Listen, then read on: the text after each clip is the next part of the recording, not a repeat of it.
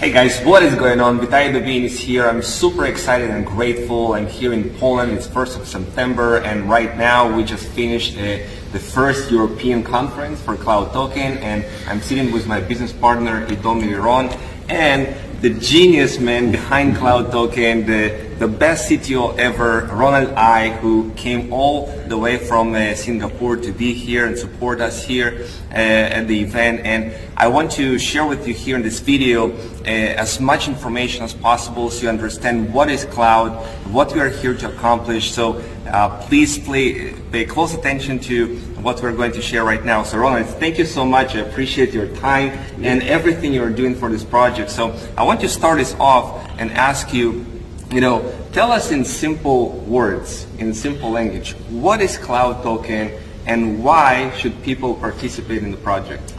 Well, first, the idea is very simple. We're trying to become a wallet that's going to be supported by everyone, and it's going to be in everyone's hands.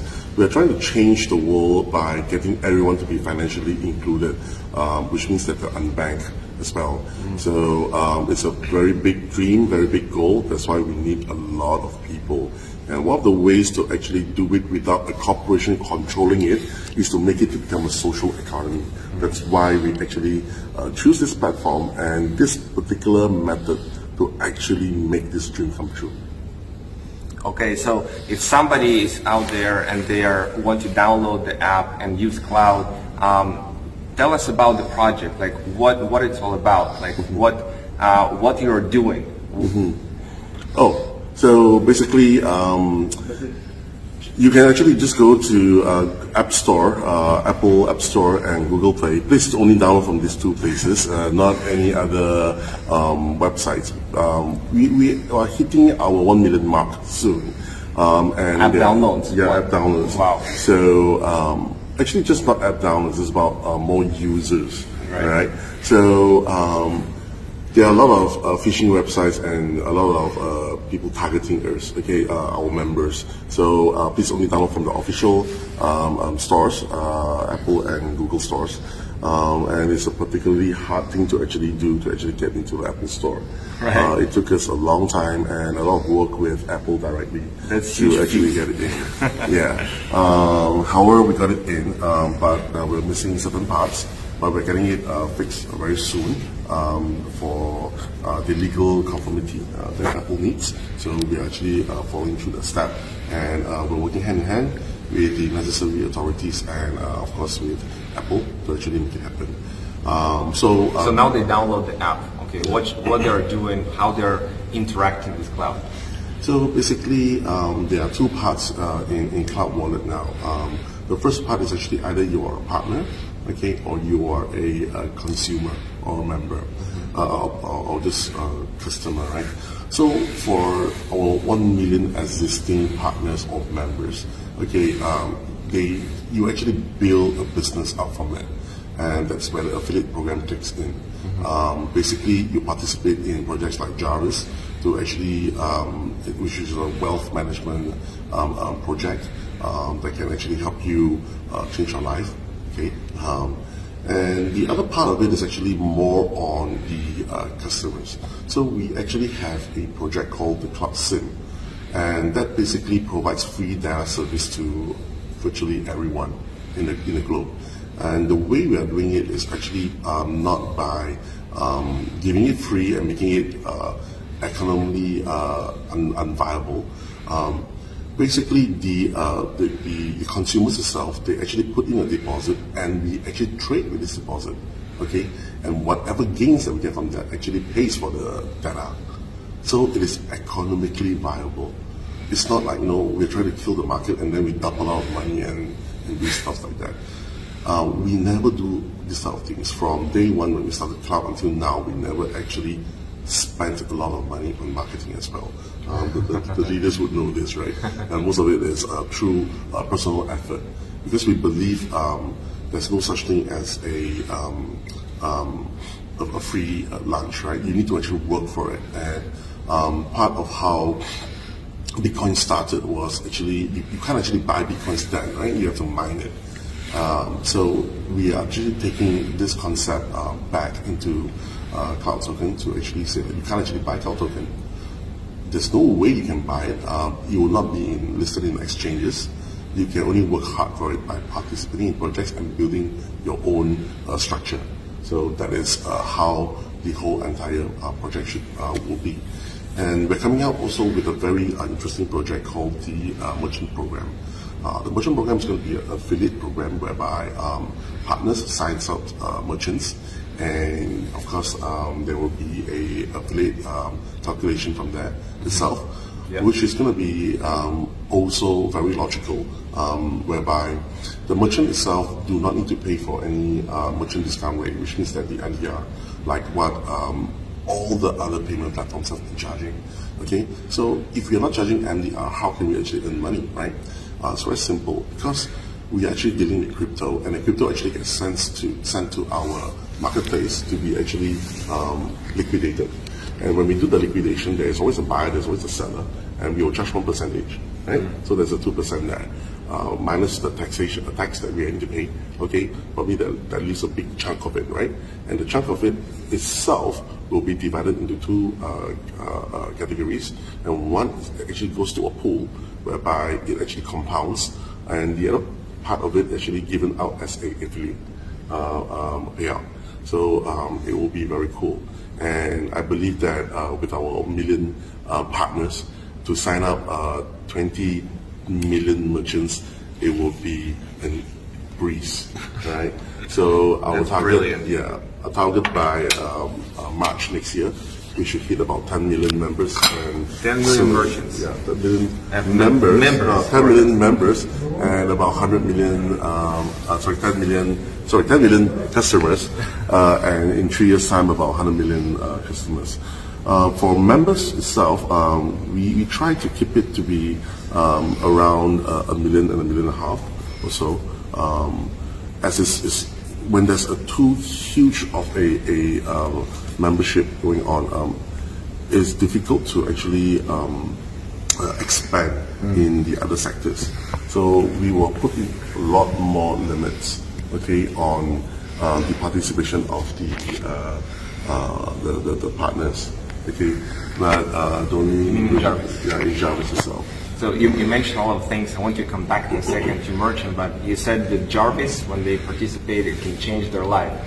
Can you expand a little bit? What is Jarvis? Like, how does the system work? Okay, Jarvis is actually a AI trading robot based on the quantitative trading engine strategy called the Room. And you designed it?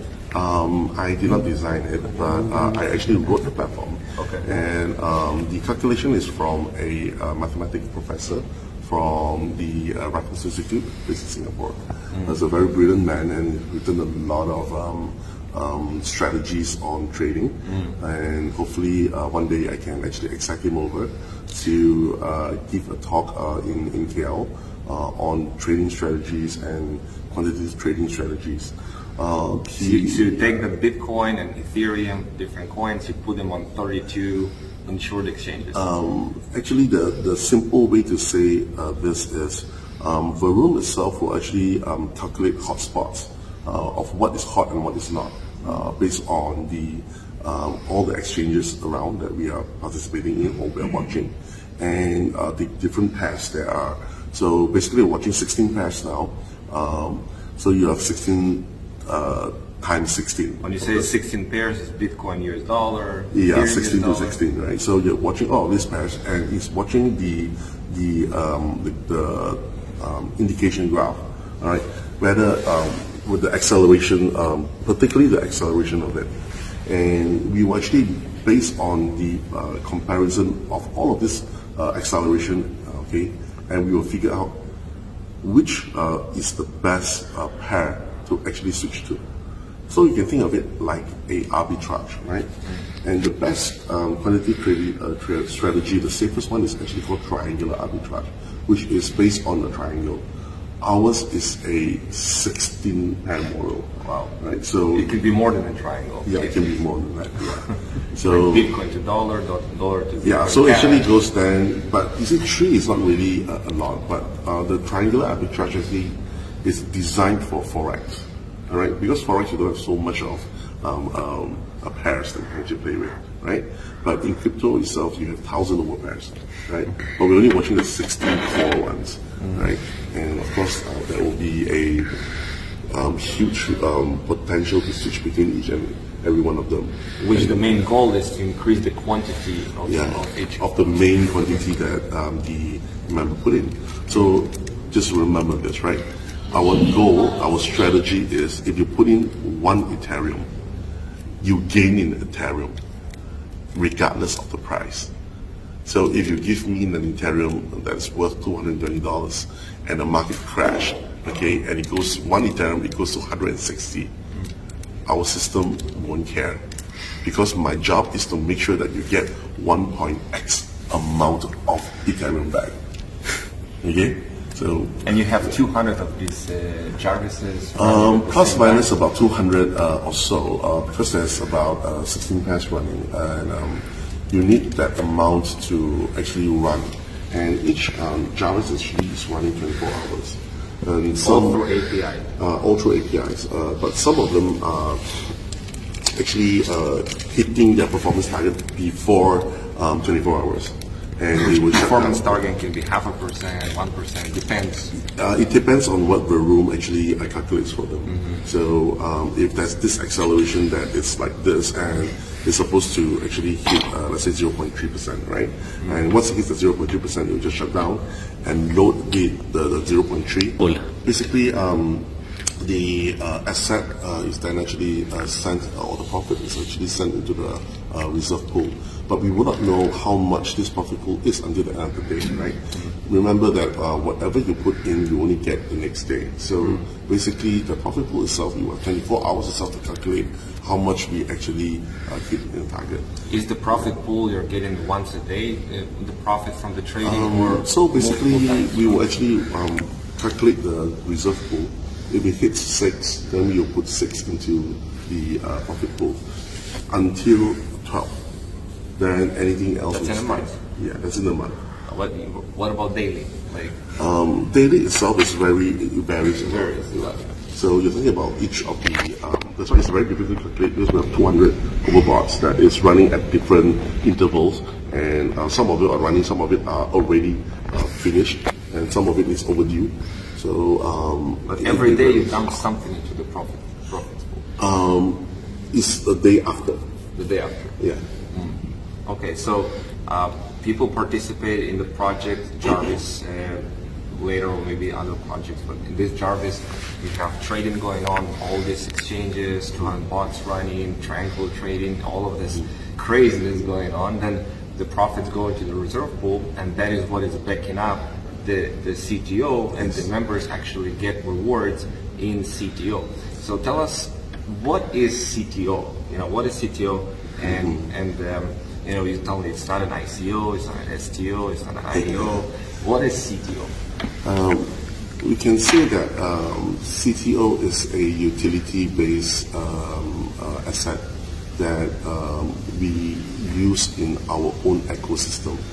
Okay, so as I said that in the beginning, we're actually running the merchant program, so we're actually getting external parties into our own ecosystem, and we are also using this as it's like a rewards, giving back to our members, and the partners itself, which is also using this to actually get rewarded for free data. So basically, we're creating this as an ecosystem and as a utility token.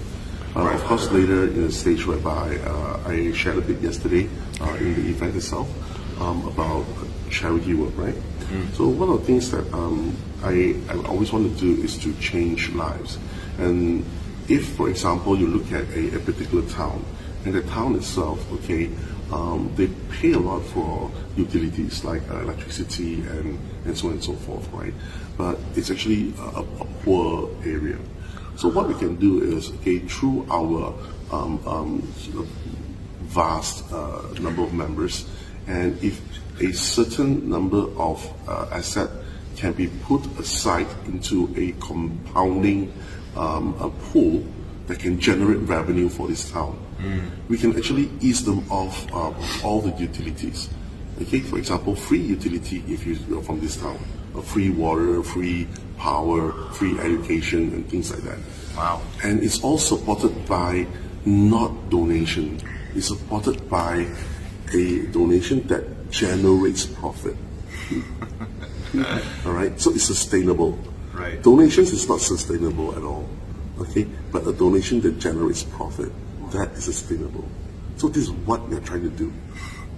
That's with the new initiatives that are coming out, where people can participate in countries like India or Africa. They don't have much money, so they can, maybe put $10 or $30, and you will kind of save that money, and you'll grow it, and some members will hit prizes, and that can help the orphanages. They can help.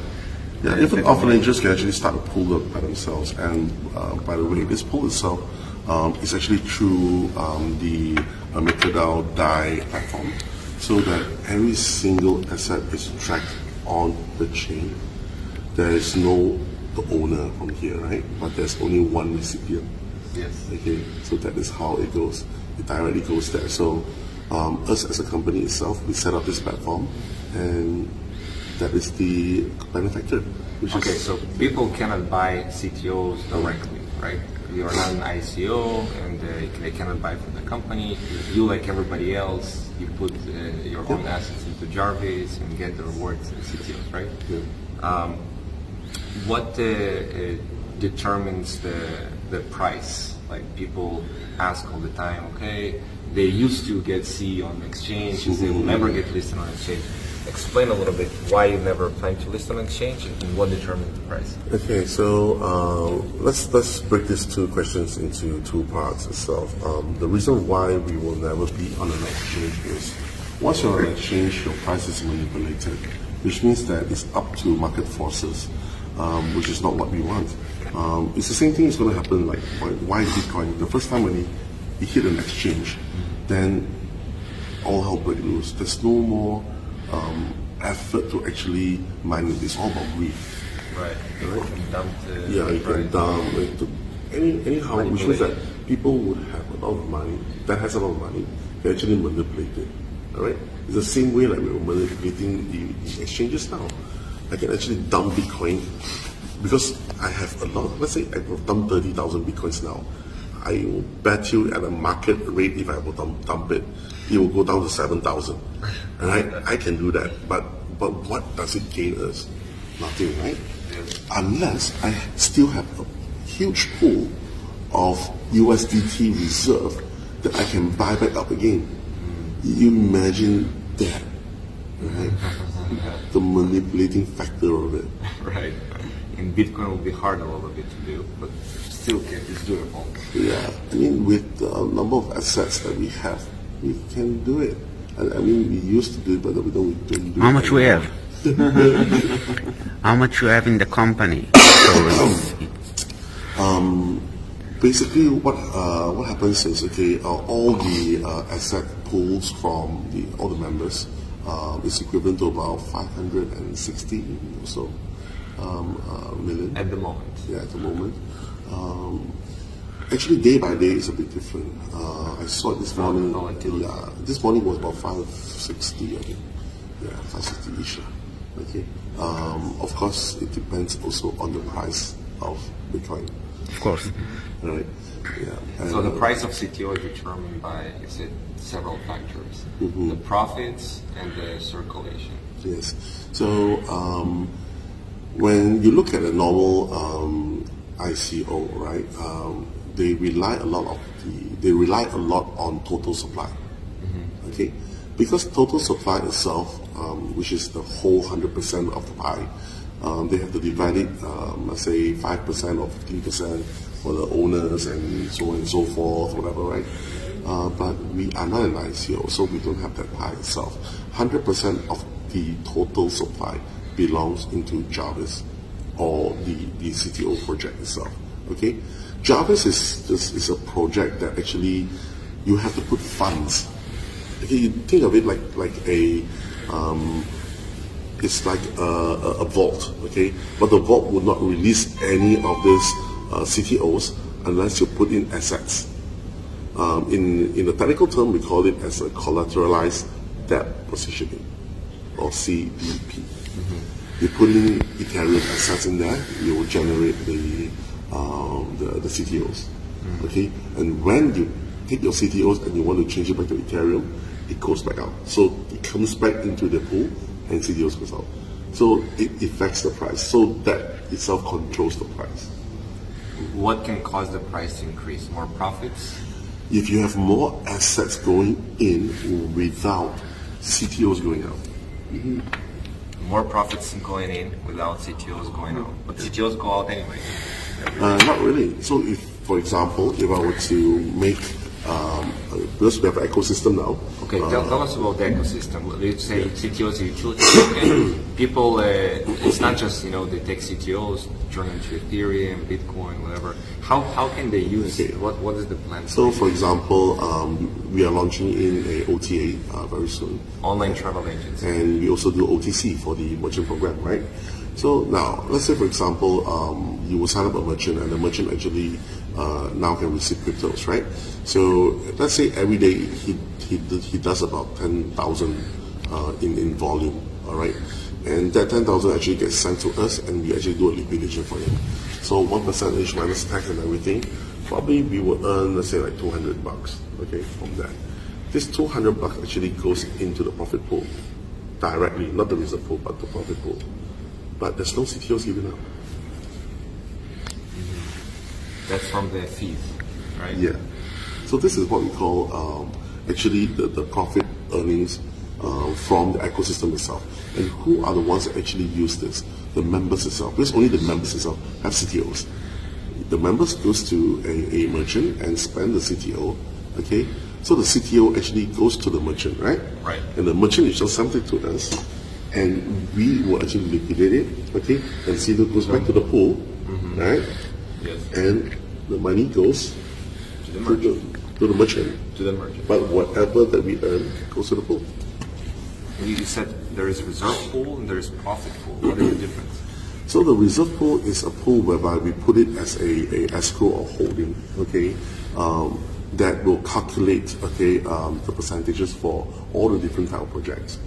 For example, like Rogue. Rogue itself, you don't have much need for the reserve pool, but Rogue itself is handled by the chain itself. For example, we use Celsius Network, we use BT, we use let's say Compound Finance.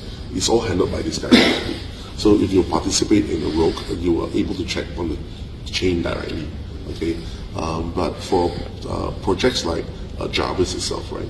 Because we are not sure how much we can earn day for that day itself. So it needs to have a holding pool to calculate that amount, so that we know what to give up. Statistic. For the next day. Yeah. Another question. Maybe you can show us everything on the computer, the reserve pool, the trading. All the people want to see something in live. Can we see some trading on Jarvis? Yeah. Yes. So. If it's okay. Yeah. Of course. That's why. But first, drink some coffee. Jarvis that is being spawned by the room itself. If you look at this, right, this is a pair of LTC to BTC, and basically now what we have is this bunch of BTCs, okay, and this much of it is being used by this bot now, and this is how much of the LTCs that we have, the volume, which is this guy here, how much is being traded in the whole market. All this data is coming from Binance itself. Okay, Yeah. The difference between the price between just now and now is about this amount, and if we were to hodl, this is how much we were to earn, which is lose. This is if we were short it. This is how much it is, 0.07. Yeah, so this is how the room has been calculated. What is this minus 0.08? This is the difference between the target price and our price now. Okay, which means that it's a good time to buy.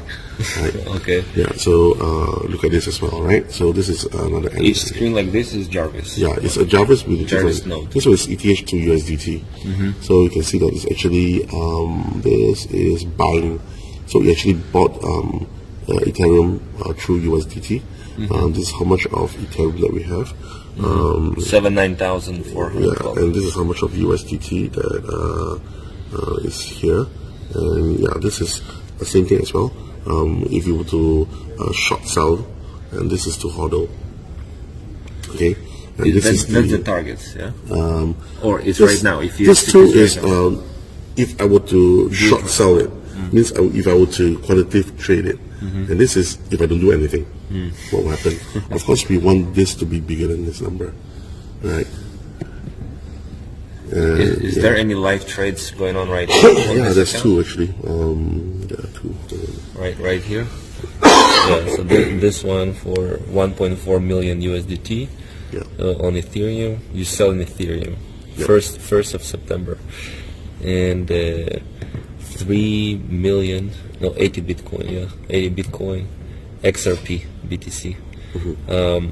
Can we see some of the trade history? Yeah, sure. Thank you very much. Trade history is with Exchange. here. I think we can click on here.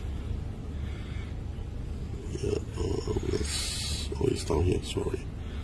One more. Okay, There let's we go. try to cancel. Where we see the time, Yeah, you see partially filled, some of them. 9:40. Okay, we see here partially filled, a lot of them, limit orders, buy and sell. That's all today, 1st of September. There's quantity high. High frequency. High You frequency see trading. how many trades today. You look at the time of the trade. Wow, 5:57, 5:58.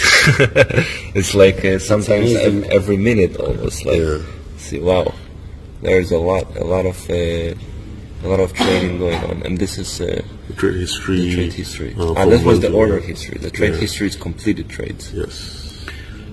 So, This is small quantities, 1,600. yeah, this quantitative trading, right? Okay, so all of these are here. Let me see all these things. So yeah, this is how much? Wow, 9,392 Bitcoin. Now this is just one of your accounts, and this is almost VAP 8 right now. It was VAP 8. It went Get up down and to down. like this. You will actually calculate tomorrow, and then you will. To be VAP 8, you need to trade how much? Yeah, just 150,000. Just 80,000. Just The 80,000. VIP 9 is 150,000. They actually changed it a bit. Because no one is hitting that amount. Are you trading mostly on Binance? For me, yes. Yeah. There are other traders that actually trade on other. For us, it's on others. Like from the Jarvis pools itself, Binance is the biggest exchange. Not really. There are many bigger ones. So you're talking about not say necessity, but it's based on our what has been done before. And because when I wrote the engine itself, Binance was the first exchange that I integrated the platform to. Okay, and then we started to use a lot of it. And from that itself, we have actually grew a lot of our accounts. It's not easy to actually trade 80 over 1,000 or 90 or 100 over 1,000 Bitcoins in 30 days. It's not easy. So, It's a lot of volume. Yeah, there's a lot of volume. And we want to have a very close relationship with the exchanges. So, yeah. Are you also trading on BitMEX? Yes, we are trading on BitMEX. We are trading on Huobi, OK, CEX as well. Yeah. But in smaller overall About the same. Bitcoins. It's about the same. Bitcoin, for Binance itself, we hold about 40% of the total. And the rest of it is, about there. It fluctuates. So tell us right now a little bit about the vision of cloud, like what you want to do in the next 2-3 years. How do you see it develop? Let's put it this way, right? It's always been to capture the unbanked and to make everybody financially included, all right? And MasterCard took 50 years, as I always say. Mastercard took 50 years to actually cover the bankable. All right. PayPal took 12 years, grew up to 125 billion in market cap, but only for the bankable. We're going to take 3 years to do what they are doing, but we'll capture everyone. We'll make everyone financially included. This is what we want to do. So, as a team, we are not a corporation. We are a team, we are a business, and who owns it? All of us. Of course, if you're not a C5 yet, when you are a C5, you are in our board of directors. You have a voting rights, and from the board of directors, we'll choose the most capable one to be an independent director, which you can stop whatever we're doing. In 3 years' time, you plan to actually reach 100 million people. Yes. And we have a very good strategy of doing it, as I say, through the CloudSIM project itself. The SIM card. Yeah, the SIM card. Just imagine this way, right? Around Southeast Asia, around the world itself, there are a lot of workers that actually travel far abroad to actually work, right? To actually earn an income for their families. And it was all good and all until people start to take advantage of them. Okay, number one is the local telcos take advantage of them. Okay, very simply, right? It's expensive for them to actually do all of to make call by call and things like that. So what we do is we try to actually turn the tide to make it more competitive for the telcos to do it, and because we have the show volume, we can command things. Okay, same thing like how there's a lot of hundreds of thousands of people that are logging into the app every day, and you can come to the different networks, hotel chains, and say, hey, we have all these people logging in, and they're actively participating in the project. Give us some discounts. So that's what you happen like with the online travel agency. People get it's like 10 to 20% discount. Yeah. Just imagine this, right? We are now connected to a backend, okay, that is serving the rest of the big guys. But that itself does not give us the advantage that we need. We are going directly down to chains, okay? Of course, we're going for the big chains, then we're going for the smaller chains. Then later we'll open up a affiliate program for members to sign up the chains, to sign up a hotel, to sign up a airline, or to sign up anything. If you know a guy that actually is doing Uber or whatever, okay, you can jump on board, on this thing. So basically, we're coming up with many ways for our partners to utilize our strength to actually sign up merchants, okay, so that it can change their lives, or maybe it can actually create a bridge for them to actually get more customers, right? So we are actually trying to do that as well. Okay, of course that is to be. We're going to hopefully reach 20 million merchants in the next several years. 3 years. So in 3 years time. Let's see how it goes from there. I mean, we started in May, and now in today's September, we are about 860, 900 in. 860,000 accounts created. Yeah. Not all of them are active. All of them are active, by the way. So it's just only that whether they're qualified or unqualified accounts. Right. So qualified accounts we more than $500. We have about 500 plus. 500,000. Yeah. But out of this 500 plus, how many are actual users, right? So we're talking about maybe a bit around that. So we're getting there. So the most important thing is most of our members itself that has gotten a C1 or C2 state has a spending power, and it's actually pure income from the hard work from the leaders, and that's why we need to have ways for them to enjoy. Can you tell us in a couple minutes how Cloud was started? You know, I know that there was first any project goes through stages. First is an idea, then you implement. I know even before Cloud was there, you had your technology, our right technology, the blockchain itself. It was done. You know, how it all started, and I know you said, you know, they were thinking too small and let's do something big. So it was like this, okay? We had a platform, so you know, like all platforms, EOS or whatever, most of them, they are ICO based. Can you say that? The outright platform. Yeah, ICO based. So we followed we followed like everyone else, whereby we try to raise funds, right? But when we try to raise funds, yes, sir. The difficulty was how stable are you, and everybody started to only want to make money from the token generation event. Okay, oh, I want to get it at a cheap price and I want to sell it and things like that, which actually tipped me off, and I told myself that we cannot be doing this. Good projects cannot survive that way.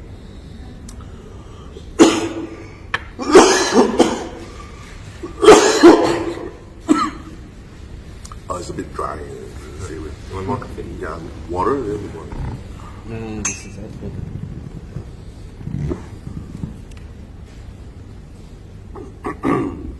So we decided to do a change by creating something very cool that has meaning on our platform, then only we promote our platform. Mm-hmm. So I think everybody is going that route now. It's like EOS and stuff like that. Because of their funding, they are paying people to actually go on the platform. But who are the ones that actually use EOS now? Gambling game companies and some guys, right? Yeah. But what we want to do is to create an impact to the world. So we were searching for products left and right. We were searching for projects left and right that we can do. Yeah. We never found one that is good enough to attach your technology to. Until we met this Cloud team. And at the time, Cloud team, the founding members, right? There's 15 of them. And they told me in China, they had a big problem. The problem was they have been scammed, and some lost millions. That was in December of 2017. Yeah, 2018. Sorry. Yeah, December 2018. And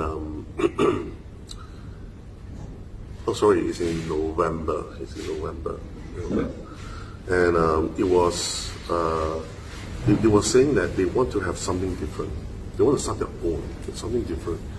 They want it to be real. They want it to be something that works, and they want it to be fully decentralized. The first thing that I told them was it's going to be a very difficult journey, right? Because to do a decentralized wallet is no one has done it, and CryptoKitties is a very good example. It crashed the network, right? So they said that it has to be done. They have full confidence in what we can do, and I told them that if I were to take on this project, I need to be able to lead. I need to be able to say what it can do, what it cannot do. So I laid down a set of rules.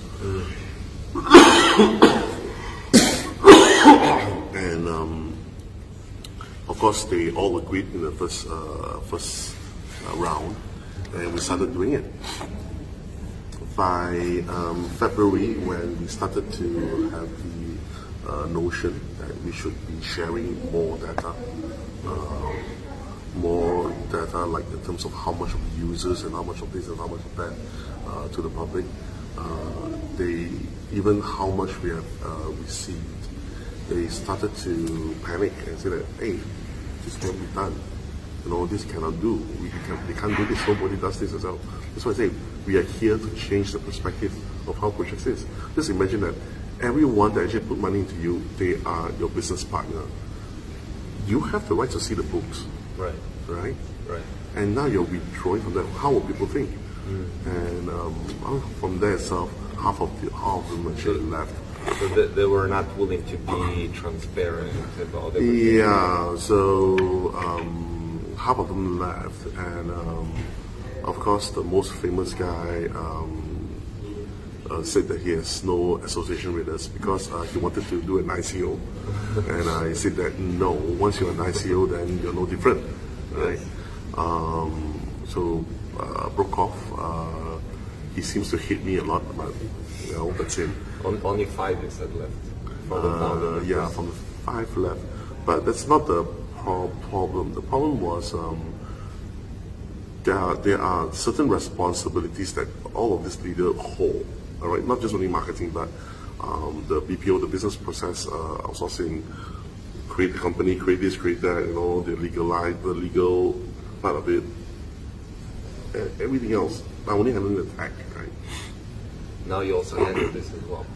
I handle the media now, education, the whole lot. So it's like I'm running the whole company by myself, right? So basically, it is. I'm running the whole thing. Founding members are not doing The founding members are actually they're controlling the market themselves.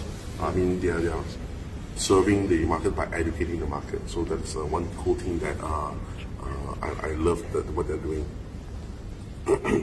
And so basically, long story short, from that itself, and we started this journey. And why I'm standing in front here is because most of them are Chinese and they can't speak good English.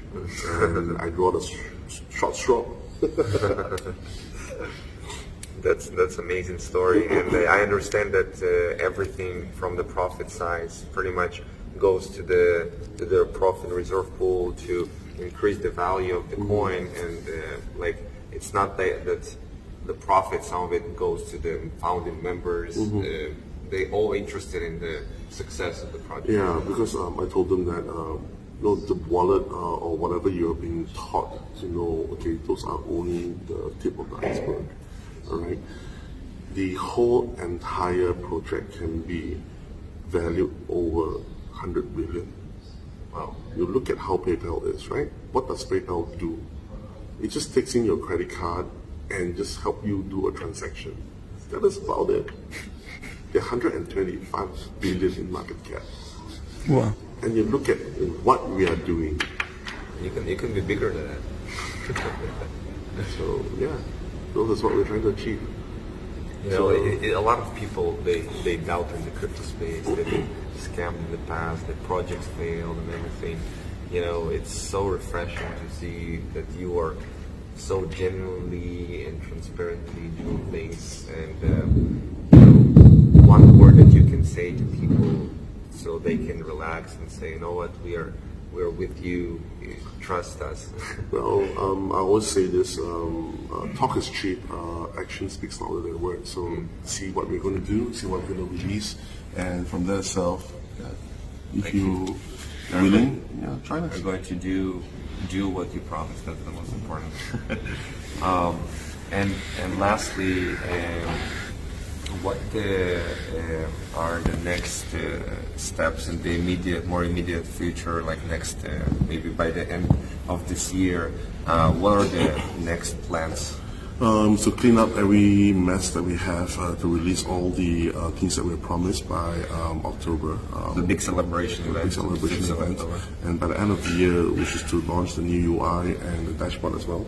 User interface. So that you can see the reserve pool, the total circulation and things like that. So all this will be there. And by end of this year and next year itself, we'll be focusing more on tools which you as a partner can use to expand the team.